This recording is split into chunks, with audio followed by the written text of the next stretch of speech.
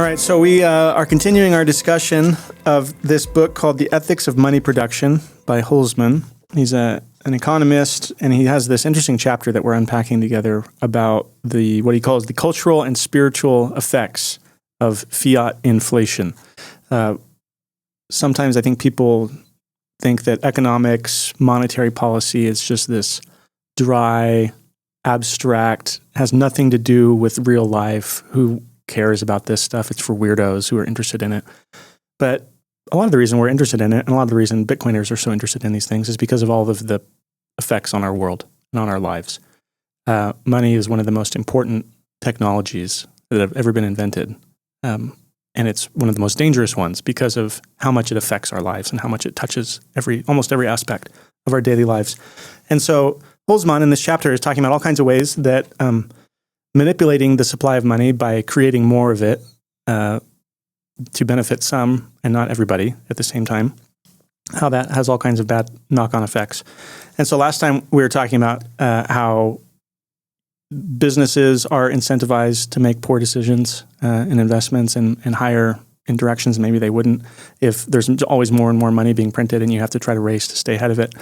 Today we're going to talk about debt and how a world where money is being constantly printed and the government itself is going deeper and deeper into debt and really can't stop doing it, how that encourages everybody else to go into debt. Does it make them do it? No, but it strongly encourages it and it incentivizes it. And in a lot of ways, you would be stupid not to. Scripture, of course, has a lot of things to say about money, and it has a lot of things to say about debt. There's a lot of warnings about debt, and Christians know about this. Some Christians think this means Christians can't have any debt, period. But like Proverbs 22:7 is a good example. The rich rules over the poor, and the borrower is the slave of the lender. So there's this strong warning that if you are going into debt, you are in some sense now being mastered by the person you owe money to. And in many ways, that's true. And we have known people, maybe we are people who, even if you aren't technically a slave, you effectively are. You feel like you are. Your life would be over if you didn't pay your debts that you have gotten yourself into. And maybe you felt like you had no other choice than to go into these debts. The Bible and what it says about debt is more complicated than just never take out debt. You're never allowed to take out debt. Some forms of loans can be a good thing and a normal thing. Being willing to lend out money, the Bible says, is actually something that righteous people do. They're willing to help out other people by lending them money. But yeah, there are these warnings about becoming enslaved in debt. And we know, of course, that these kinds of things harm the most vulnerable. The most often, people who have the least resources are the most liable to being preyed upon by those who would draw them into debt. And this is true at an individual level, but also true at kind of a national level. You see these very poor countries around the world who something like the IMF or the World Bank comes in and they say, well, sorry, your only solution here is to borrow more money from us. And there's no escape. They can't get out of it. And they have to just constantly pay interest on their debt. This, has been recognized all through history as a huge problem, and this is why in many societies around the world, in many different kinds of cultures, there have been various forms of what are called debt jubilees, where every so often, whether because it's something that people choose to do or because it just happens because the whole thing implodes, something happens where the debt gets forgiven or it gets wiped out. There's usually a lot of chaos around that. It's usually not a good thing overall, but this is a common pattern where debt becomes so overwhelming that people have to have it forgiven somehow. Or in our society, one of the good things about modern society, legal society, is that we have a bankruptcy system where people can get most kinds of debt dealt with by declaring bankruptcy, and you get to kind of start over. Versus, say, in Victorian England, Charles Dickens writes about this. This is a lot better system to have than debtor's prison, where you go to prison until your friends and your family can pay off your debts for you. But there are a lot of biblical warnings about debt and not getting over your skis with it, not charging, if you are the lender, not taking advantage of people, especially vulnerable people, by lending them money at exorbitant rates that they can't really repay. or on the borrower side of things, not taking out too much debt. But even the Bible talks quite a bit, especially in the book of Proverbs, about this other kind of person who is the pledge for somebody else's debt. And there's all kinds of warnings about that too, that says, whoa, whoa, whoa, whoa. Don't sign up to be someone else's pledge for their debt. Maybe somebody in your family needs you to co-sign on a loan because they're irresponsible and they have bad credit, and they say, oh, will you please just sign my loan for me and then I can get it? There's a lot of warnings in Proverbs, especially about things like that. You got to be really careful about doing stuff like that. You can be encouraging other people to do things or putting them into situations that they can't get out of and that will also harm you. So anyways, Hulsmann talks about fiat inflation and how it encourages people to go in debt, which at first might seem kind of strange. You'd say, well, what does the fact that more money being printed, what does that have to do with people taking out loans? The reason for that, he says, is because when you print lots and lots of money, the prices of goods will tend to go up because there's more money sloshing around in the system eventually as it works its way down. And as the prices of things go up, Hulsmann says, you are then incentivized, like you were talking about last time with the businesses and making these poor decisions about hiring. You are then incentivized to go out to borrow things to try to get ahead of that. Oftentimes people's pay does not go up as fast as the cost of their life goes up with inflation. And so slowly the cost of life, housing and food and clothes and things like that, it races ahead of your pay, unless maybe you quit your job and start over. But that's hard for people, and they don't want to do that very often, and they can't do that very often. And so it encourages people to go out and to borrow money. You talked about how businesses are promised these cheap loans. Households and consumers are also promised these cheap loans. I mean, we can think of all these crazy examples where people are told, oh, get these credit cards, credit card offers in the mail.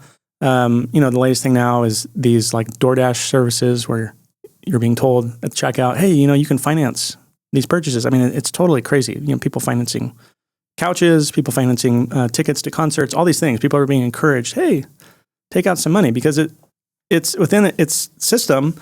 It makes sense. This is a great way to make money. You can make a lot of money off of lending out money.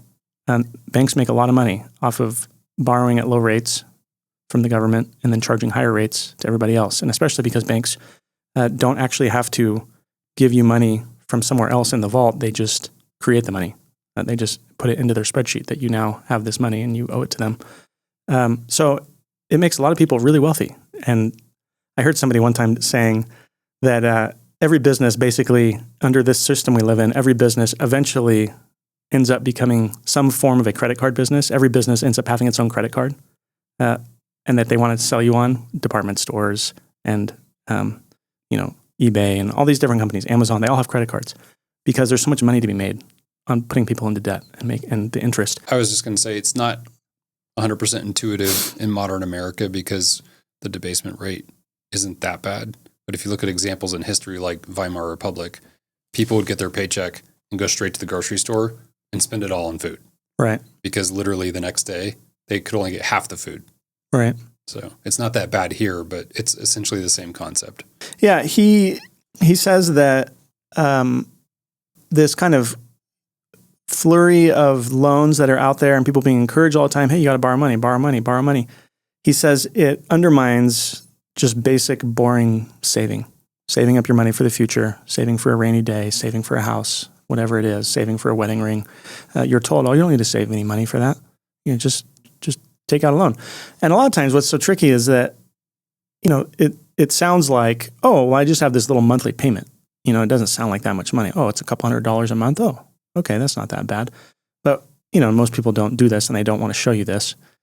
If you spread it all out of here's how much money you end up paying over the term of the loan, it's just like an insane amount of money that ends up going to the interest part of the expense. And like not 3 times more than the cost of the original thing. Right. Yeah, I heard a podcast with someone recently and he was talking about buying a car and how he went in with a bunch of cash thinking that they would be really happy to hear from him that he was going to pay cash for a car. And like, oh yeah, Dave Ramsey told me people love cash. They want a deal in cash. They'll give you a deal if you go to cash. And he went and he said, all right, I want to buy this car with cash from a dealer. And they didn't know what to do with them. And they were like, what are you talking about? And I don't know about that. don't you want to finance it? Why wouldn't you want to finance it? And that was the whole thing is, of course, you finance it. That's where we make a lot of the money now, as the dealership is on auto financing. They would rather have that than get a big stack of cash. Well, sure, they'd rather you pay $60,000 for the car than $20,000. Of course, yeah, but they don't exactly put that price on the windshield, and they say, "Here's what it's going to be with interest." And so he talks about how this is bad for young people because young people are incentivized to borrow as much money as they can in hopes of buying things that will go up faster than inflation does. He says that this is what happens with most people. With why would you take out these huge mortgages on houses that last for many decades? Well, because the implicit promise behind owning a house is that the value of it will go up significantly. This will actually, and again, mathematically, it does tend to make sense, where you do tend to do better borrowing that money at artificially low interest rates because the value of the house will go up usually significantly more than you're paying in interest. So there is a kind of logic to it.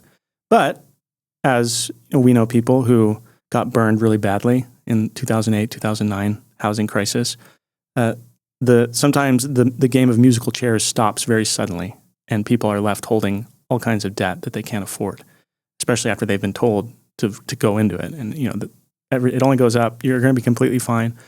And so Hulsmann says, this is really bad for young people. He doesn't talk about this, but of course, one of the other big examples is student loans. People are told, oh yeah, college, it's great. It's always worth it financially. Borrow a bunch of money. It'll be fine. Student loans are unusual for loans because they're the only kind of loan that you can't get rid of in bankruptcy, which is crazy. You are effectively stuck with it your entire life on something that, for a lot of these are 17, 18-year-old, very young people getting degrees, few of which are going to get really well-paying jobs on the other end of it. And so they're stuck with tons of student loans. And so he's talking about, oh yeah, young people having to go out and borrow a bunch of money to buy houses. And this was written in 2008. And, more and more now, it's like there's not a lot of young people buying houses anymore. The median age of the average home buyer is something crazy like 50-something now. And so there's not a lot of young people who can buy houses. And part of that is because they already have a bunch of student loans.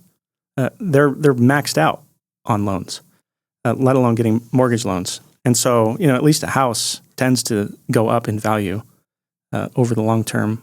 A college degree seems to be much more of a scam, unfortunately, for all these young people who were told this will be great. Just go into debt. You'll be fine. I think it's interesting that we don't have debtor's prison anymore. And it does kind of make sense, right? Because the lender doesn't even care if you pay it back because it wasn't even their money in the first place. They just printed it out of thin air when they made the loan to you. Right. So what's it to them if they just have to write it off because the money wasn't in their vault in the first place? So I guess the no debtor's prison is kind of the other side of that token because it's like, well, no harm, no foul. You didn't pay us back, but you didn't pay us back. The money didn't exist in the first place. Well, yeah. I mean, if it's only within that one bank, maybe that is. But part of the craziness of our system is that if I go and I borrow money from a bank and say I use that money to buy a car of somebody else's, that person takes that money that just got printed out of nothing that the bank gave to me. They take that money now and they deposit it in their bank. That bank now can loan out, 9 or 10 times as much on top of that out of thin air. And so my first loan turns into, multiple times more money floating around in the system. And so it does end up, it can cause things to crash very quickly and very destructively. In that context, though, that's why it kind of makes sense if you squint for the Federal Reserve to kind of come in and bail out banks. Right. Because they're all just sort of playing hot potato with each other. Yeah, it's like this upside down pyramid where it's all balanced on very little and it's actually very precarious. And it doesn't take a lot for the whole thing to start rattling and falling apart.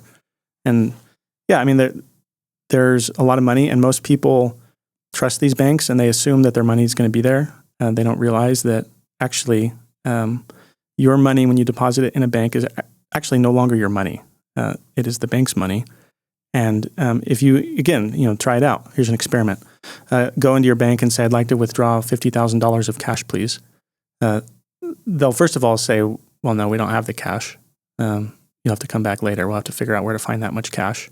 But also, they'll ask you, 500,000 questions about, well, what are you going to do with it? Why do you want that much money? That's very suspicious. Why would you want to take money out?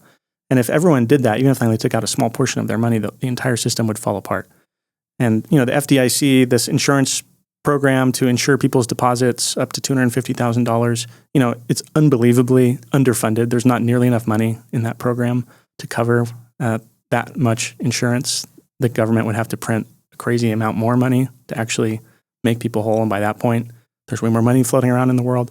So, the whole thing is just, it's crazy. And people don't realize it, and they're busy, and they have their jobs, and they have their kids, and they have all these things going. I get it. But they don't realize that this entire system is just built on cotton candy. It's just, there's nothing there. It's a system of printing lots and lots of money and encouraging everybody. It's fine, go out, spend money. That's the main thing. The main thing that makes the economy grow, no matter what it is just go spend it somewhere. Just go consume, don't save. Saving is bad. And that's, if you're a Christian, you should start being concerned when you hear this, because that Scripture talks very positively about saving and being careful with what you spend. Don't live beyond your means. Think about other generations. Think about your family. Take care of them in the future. Think about providing for yourself when you're old and for your children after you move on in death, versus this system of spend, borrow, borrow. These are very different financial systems and financial incentives. I imagine if you described our modern monetary system to somebody in the Middle Ages and then told them that it actually does kind of work, right? The world does work. Right. They wouldn't believe you. That's what's so crazy about it.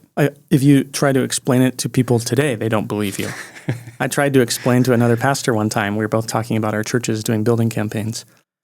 And we were talking about, the church borrowing money to build the building. And again, some Christians think you can't borrow any money. It's all evil. It's all wicked. I don't think that. I think there are some times and circumstances when it's okay, and it's okay for churches to borrow money, even from banks. But we were talking about this, and I was trying to explain to him how it worked. I said, well, when your church borrows the money to build this building, it's not like they actually have that money somewhere at the bank. They don't have it from somebody else who deposited it, or at least they don't have most of it. They don't have it sitting in a vault somewhere.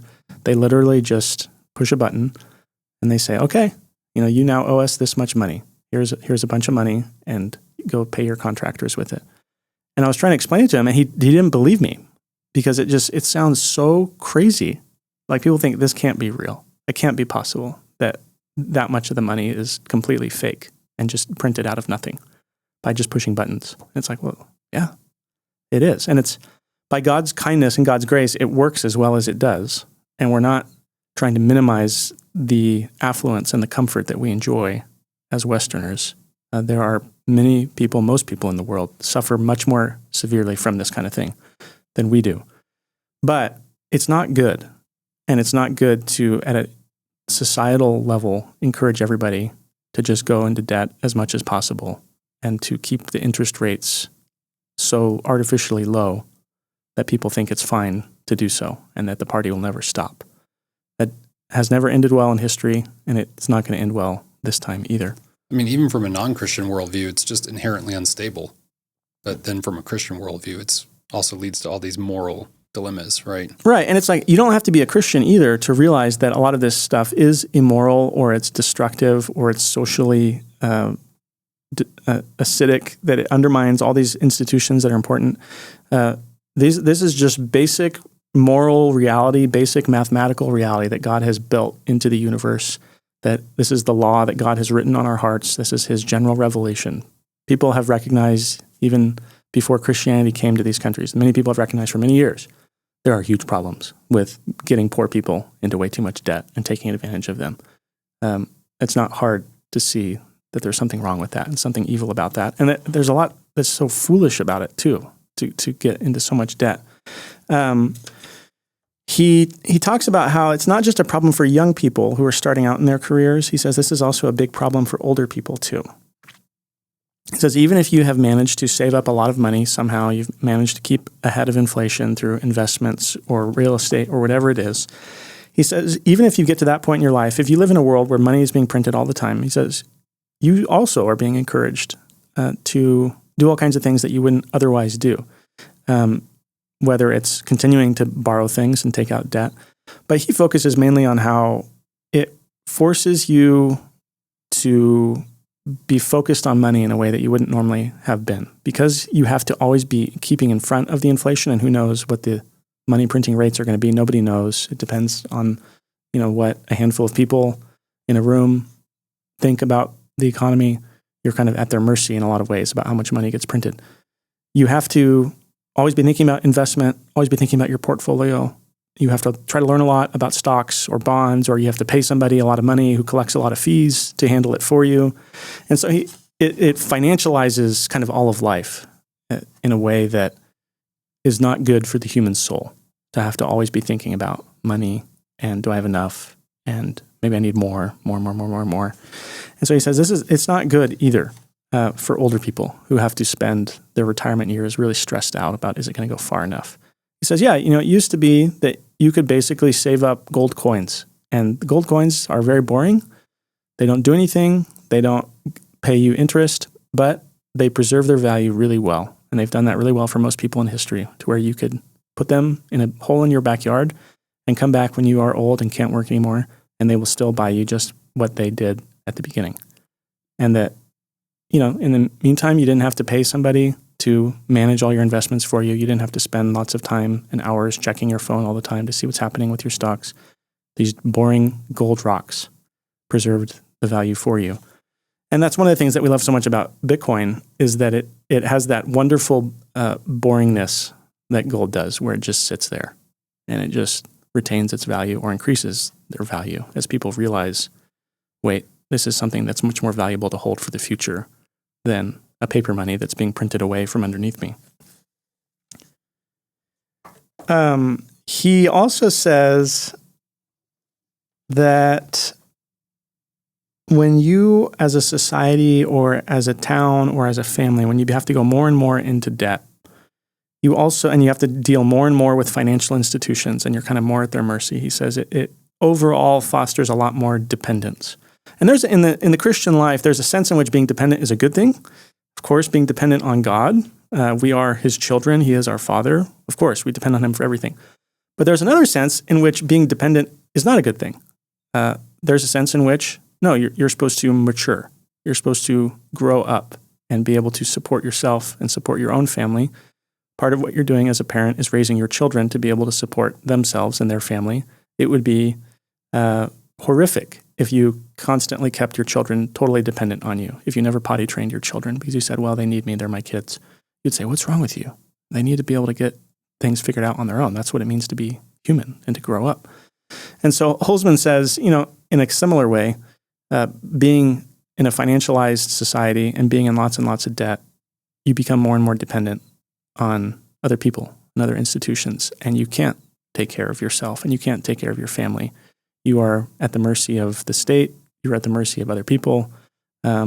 You are kind of the flip side of this is that you're less able to give generously to your church or to other ministries because you're having to, service all of your debt all the time, because they will throw you in jail. If you don't do that, the church is not going to throw you in jail if you don't tithe. But you become less and less able to be a source of care and encouragement to the people around you, because you are having to be cared for by others, and usually by these very impersonal institutions and forces that often don't really care about you and don't care about your family or don't care about your church. He says the debt-ridden individual eventually adopts the habit of turning to others for help rather than maturing into an economic and moral anchor of his family and of his wider community. And this is interesting. He says wishful thinking and submissiveness replace soberness and independent judgment. So that it also, he's saying, it can kind of foster this attitude of kind of perpetual childishness, to where I'm always living in kind of a fantasy world of, it'll work out somehow, or it'll just keep working somehow. And you never can quite get beyond to see what's over the horizon in terms of, what might God be calling me to? How can I help? How can I serve those around me? Because you're chasing your tail like a rat in a cage. You're trapped. And a lot of people feel that. A lot of people are stressed out by that. A lot of people are very ashamed by that, and they're very embarrassed by it. And he says, too, that people, too, they just get to the point where it just becomes so much to handle. It's just it becomes overwhelming to them. It becomes completely stressful. As a pastor, you see this a lot talking to married couples. Money is one of the big stressors. And sometimes it's like, well, how do you spend your money? Should we, save up for a vacation, or should we go out for dinner this week? But a lot of the times it's about debt, and it's about borrowing money and all the stress that comes with that. I was talking to another pastor recently, and he was talking about how the younger people in his church, are pretty deep in credit card debt. And, could they have done more to not get into that? Probably. You could wag your finger at them and you could say, hey, well, you weren't being responsible, or you should not eat so much avocado toast, or not go out so much for Bloody Marys for brunch or whatever on Saturday mornings. But, there's also another level at which it's like, these people they're struggling. They're trying to make ends meet, and they don't know how to do it. And maybe some of it's their fault, and they can be blamed for that. But there's also another level at which they are profoundly struggling, and they're very overwhelmed by it. And so I guess that's kind of maybe the last thing we should say is just coming alongside people compassionately who have, even if it was at some level their own choice and their own responsibility, that they have grown up in a world that's very broken, in a system that's very broken, that incentivizes all kinds of things. And it left some very hard choices for them, whether they realized it or not. That this is not a blank slate system, but that actually people were nudged in all kinds of ways into taking out a lot of debt, and they were made promises that were not true about, oh, it'll be great, it'll work out, you'll be fine, you'll get raises every year. And so, I don't know. It's just, I think part of this is coming alongside compassionately. But also, too, if you're hearing this and you are just learning about Bitcoin or whatever, starting to recognize, too, that Bitcoin is something that is trying to solve some of these issues with a sound money that can't be printed out of nothing. The downstream effects of that, all the opposite of what we've been talking about today, where even if people still are borrowing money for various reasons, they are not. There's not nearly as much incentive for them to borrow crazy amounts of money at artificially low interest rates that will cause them and pressure them to make all kinds of foolish decisions. People will have to be a lot more careful about the decisions they make about the future. They're a lot more incentivized to save their money for the future instead of consuming right now. And so, anyways, we think these are some of the things that fit better with what Scripture lays out for us in terms of what should our world look like under God and under His kindness, being concerned for other people and for the future, not just for my own pleasure in the moment or how much I can make off of other people. Bitcoin kind of opens up the opposite temptation to hoard your wealth, right?